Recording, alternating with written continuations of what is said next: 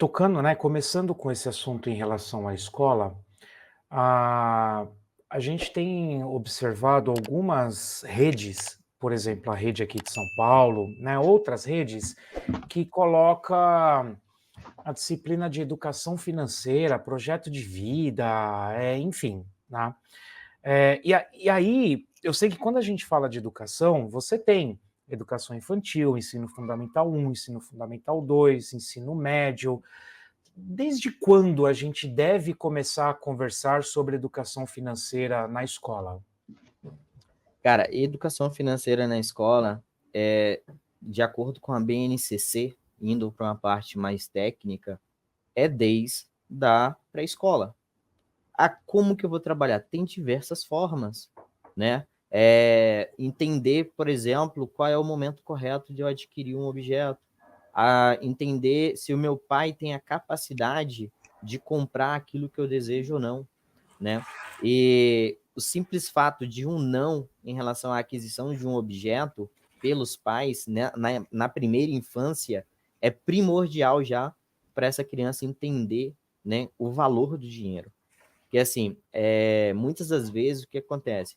Nós temos pais que tiveram vidas e infâncias difíceis, muitas das vezes Uhum. privados de muita coisa, e quando têm os seus próprios filhos, eles têm como missão que os filhos não sejam privados das mesmas formas que eles foram. Só que isso acarreta em quê? A um descontrole financeiro pessoal e familiar, né? Aonde cria-se dívidas para realizar desejos, criando assim indivíduos que não conseguem entender o momento que eu posso ou não adquirir um bem, que eu posso ou não acompanhar um coleguinha. Normalmente a ideia é o quê? Se o meu colega tem um telefone, meu pai tem que me dar um telefone também, né? Se o outro pode, também posso.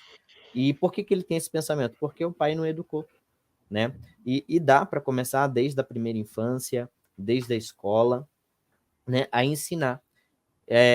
Quando você vai no supermercado e o filho fala, ó, eu quero isso, né? A criança de 2, 3 anos hoje, com a inserção da tecnologia muito cedo, celular, televisão, desenho, elas estão cada vez mais levadas ao desejo desde muito cedo, através das propagandas, através dos desejos criados, através dos desenhos animados, né? Então, assim, se ela consegue criar um desejo através de um desenho animado que cria esse desejo, eu também consigo colocar nela a consciência do valor do dinheiro, né? E de qual seria a melhor forma de a gente lidar com ele através de desenhos animados. Existem hoje aí infinitas possibilidades de conteúdo na internet, gratuitos, pagos, né? Livros em cartoons, tem, por exemplo, Turma da Mônica, que entrou em parceria com o Thiago Nigro, né, que é o primo rico, e eles criaram ali um almanaque de educação financeira da Turma da Mônica, né, que você pode inserir ali com crianças a partir de 7 anos, 8 anos, que já tem a questão da leitura, já consegue fazer a interpretação textual.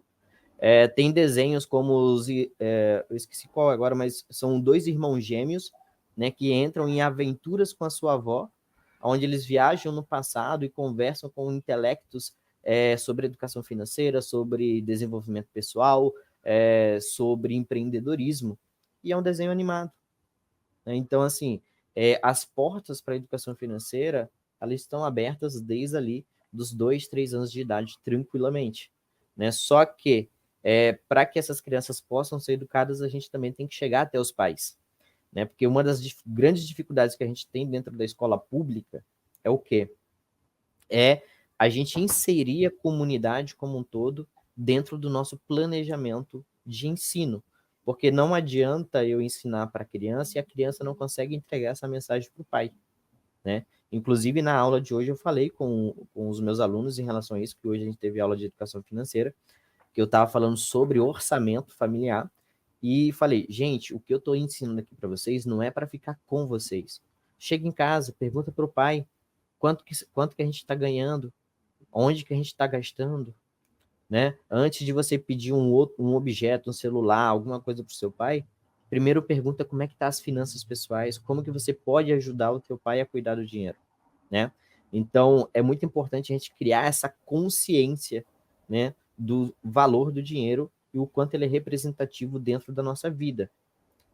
Para vocês terem uma ideia, as crianças, eu tive uma aula com elas semana passada falando sobre impostos e tentando levar para elas a ideia de que a escola não é do governo, a escola é nossa, nós pagamos por ela, não é de graça, né? Quando você paga por um serviço, quando você compra no supermercado, você paga impostos. No seu próprio salário dos seus pais, é descontado o INSS, imposto de renda, dependendo de quanto eles ganham, e tudo isso gera impostos que vai para o governo investir na educação, no saneamento básico, na pracinha que você tem para se divertir, nos finais de semana. Então, se nós não cuidarmos do que é nosso, quem vai cuidar? Né? Então, trazer essa consciência de que tudo aquilo que nós temos dentro da nossa sociedade é nosso. Né? E, por incrível que pareça, alunos que eram bagunceiros, que tinham o costume de rabiscar, de riscar as mesas, começaram a mudar o seu comportamento quando eles entenderam que aquilo que eles estão destruindo não é do governo, não é meu, do professor Rubens, é da comunidade, é deles, é nosso e nós pagamos por isso.